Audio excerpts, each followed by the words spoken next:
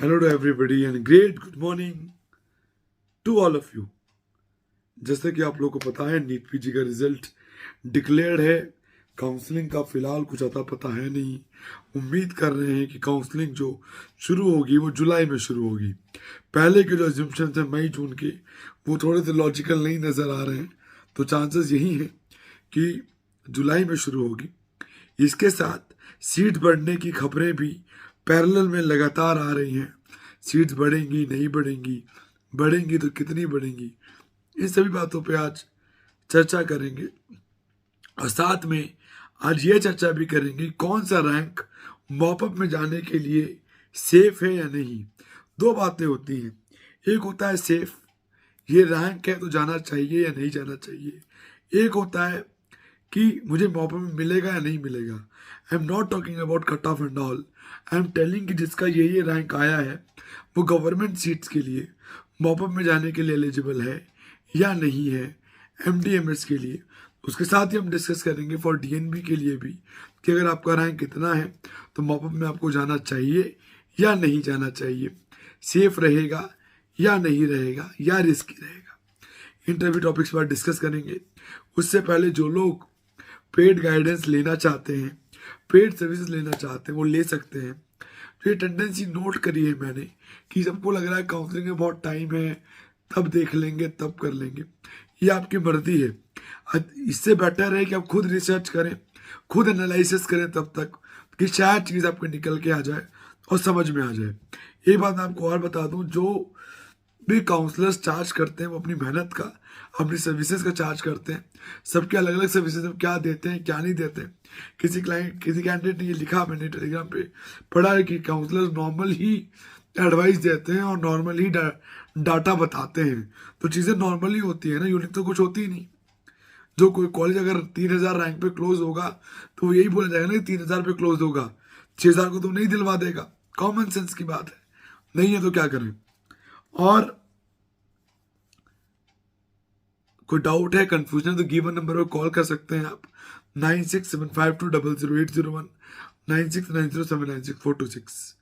और डिस्क्रिप्शन में हमारे कॉन्टैक्ट लिंक्स, डिटेल, इंस्टाग्राम सब अवेलेबल है, वहाँ से भी आप टच कर सकते हैं। कल हमने ऑल इंडिया कोटा का डेटा शेयर किया है इंस्टाग्राम पे। यूपी राउंड 1 का डेटा भी हमने इंस्टाग्राम पे कल शेयर किया था, कल नाइट में। तो आप एक बार चाहें तो वहाँ से भी देख सकते हैं और चीज़ों को आप फॉलो करके आगे टाइम लिया चल सकते हैं। So basically we start our video with our topic mop up. Mop up यानी कि तीसरा राउंड ऑल इंडिया कोटा का, बहुत इंपॉर्टेंट, बहुत क्रूशियल और बहुत डायनेमिक राउंड है। लॉटरी भी लगती है, नुकसान भी होता है, लेकिन एक कंक्लूजन है इसके बारे में कि मॉपअप में जाना रिस्की होता है, मॉपअप में जाना नहीं चाहिए। लेकिन मैं ये कहता हूं कि हर रैंक के लिए मॉपअप नहीं होता और हर रैंक के लिए मॉपअप होता है। डिपेंड करता है आप क्या चीज को प्लान आउट करते हैं। डरा नहीं रहा, समझा रहा हूं कि जिससे आप खुद समझ के भी कर सकें, right. So we can start with radio. अगर आपका रैंक 2500 टू 3500 है तो आपको मॉपअप में जाना चाहिए। रीजन वाई, मॉपअप में जाओगे, जो कॉलेज आपको 2500 से 3500 के रेंज में राउंड 2 में मिलेंगे या राउंड 1 में मिलेंगे, उनसे बेटर कॉलेजेस के चांसेस हैं कि मॉपअप में आपको उससे कुछ बेटर कॉलेजेस क्वालिटी के अकॉर्डिंग मिल सकते हैं। तो ये रैंक कहीं ना कहीं सेफ है मॉपअप में जाने के लिए। इससे पहले जो कट ऑफ हैं रैंक्स की, उन्हें जो मिल गया और राउंड 1 राउंड 2 अपग्रेड करें। मॉपअप में जाने की सलाह उन्हें नहीं दी जाती है।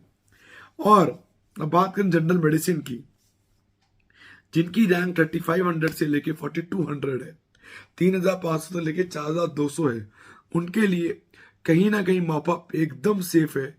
वो मॉपअप में जा सकते हैं फॉर जनरल मेडिसिन लेने के लिए, अगर वो यहाँ नहीं ले रहे हैं राउंड 2 तक। तो पीडिया की बात करूं, 5500 टू 6500 वाले कैंडिडेट्स भी बहुत इजीली मॉपअप को ट्राई कर सकते हैं for the MD paediatric branch in all India quota 50%।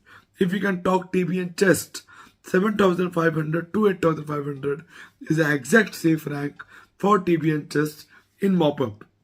Obs gynae 9,500 to 10,500 जिनका रैंक है वो मॉपअप में जा सकते हैं ऑल इंडिया के MS ऑब्स गायनी लेने के लिए हो सकता है उन्हें जो इंस्टीट्यूट यहाँ अभी मिल रहे हो उससे कुछ अच्छे इंस्टीट्यूट्स मॉपअप में मिलते हुए नजर आए।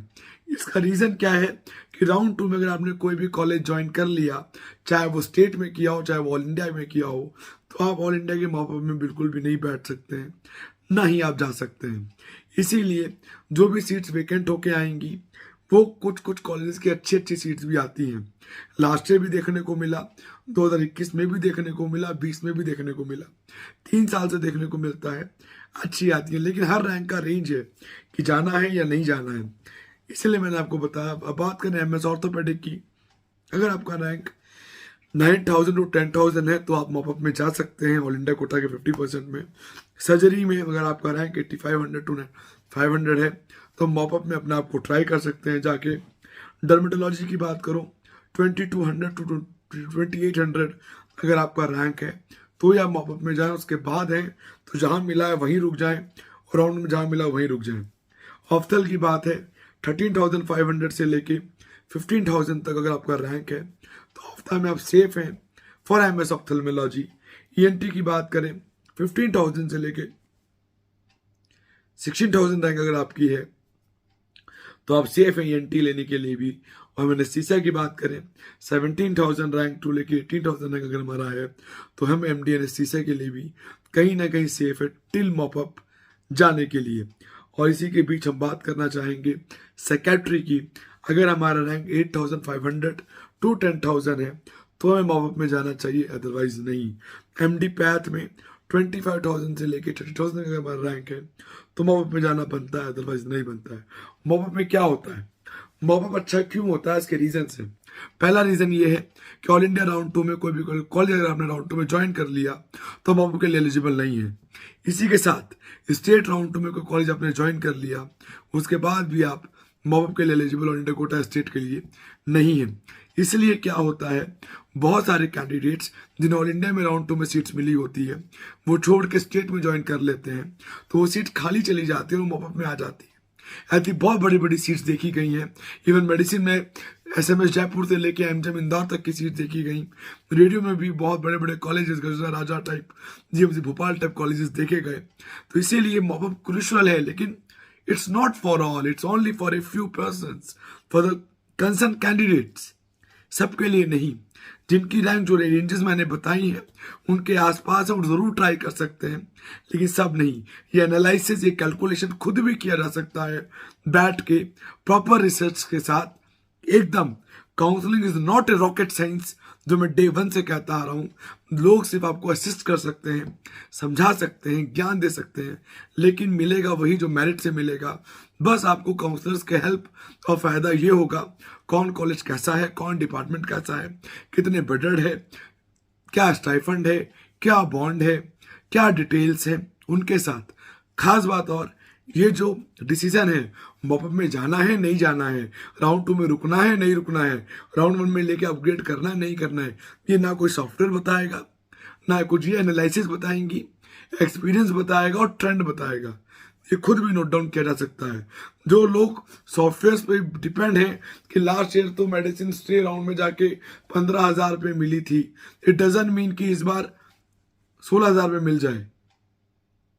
पुराना डेटा रेफरेंस के लिए होता है, वो ये नहीं कहता कि बिल्कुल भी नहीं होगा। अगर आप 20 का डेटा देखें और 21 का डेटा देखें आपको अंदाजा लगेगा कि 22 के डेटा में कितना ज्यादा फर्क और डिफरेंस अवेलेबल था। तो इन चीजों को थोड़ा देखें, समझें और ये डिसीजन सही वक्त पे आपको लेना है। What to choose, when to choose, when to join the college, 3 चीजें ये निर्भर करेंगी कि अच्छे से अच्छा क्या मिले। नुकसान किसे कहते हैं पता है?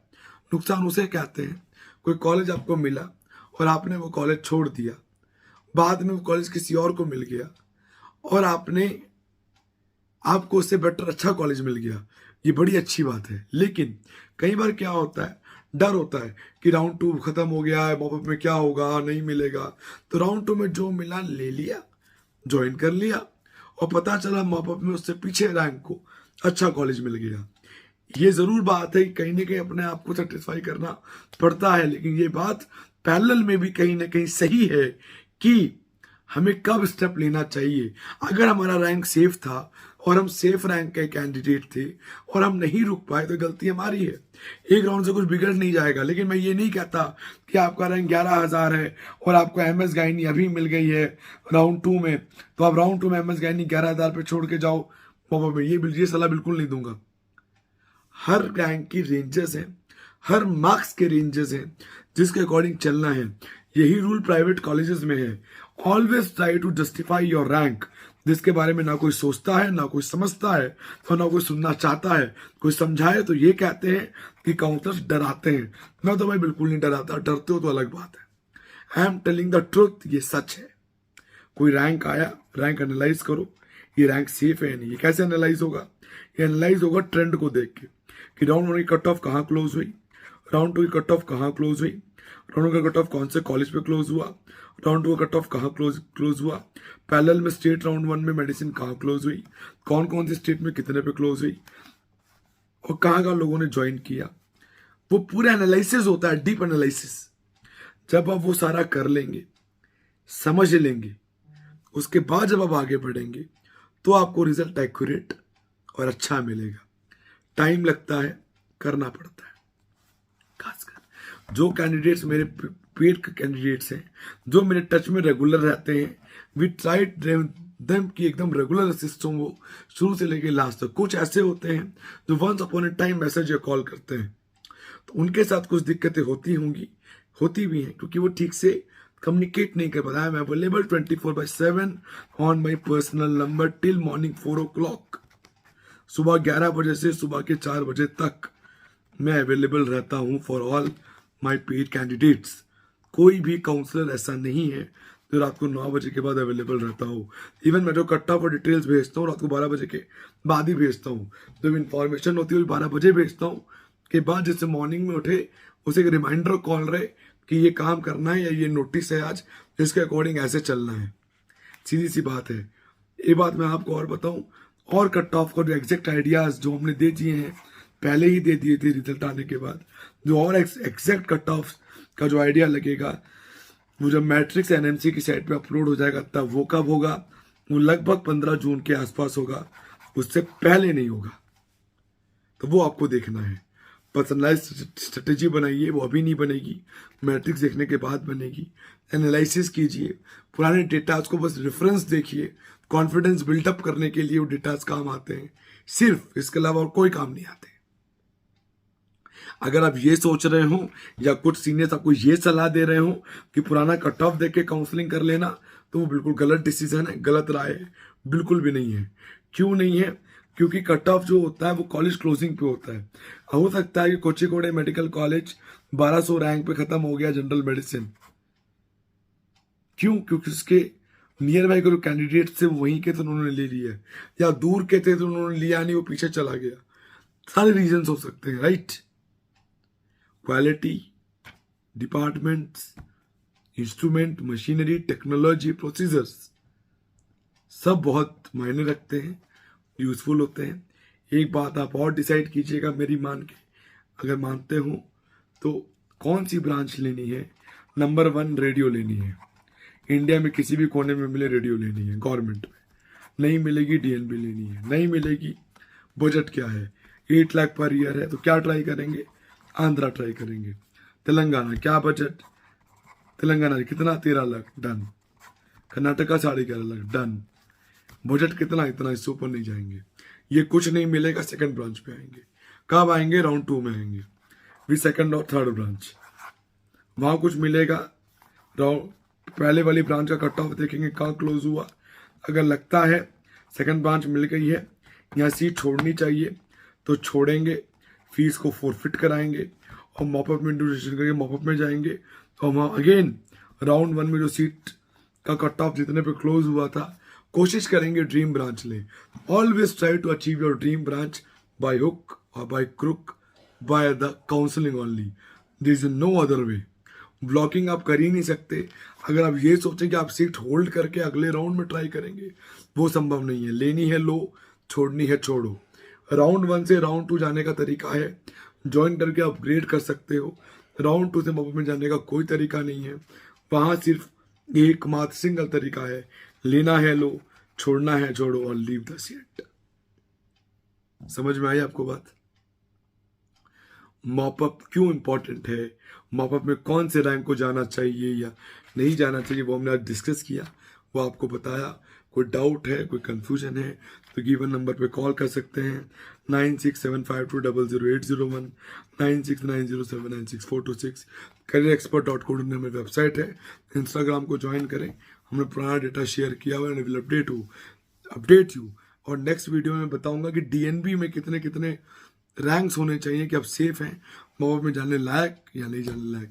कल मैंने एक वीडियो डाली थी लाइव डिस्कशन पे कि किसको कितना कितना बॉन्ड स्टाइफंड कहाँ कहाँ अवेलेबल है, वो ज़रूर देखिएगा, वो आपको अपडेटेड रखेगा और आपको पूरी काउंसलिंग के बारे में आइडिया भी देगा। So bye bye, take and have a great day, bye bye.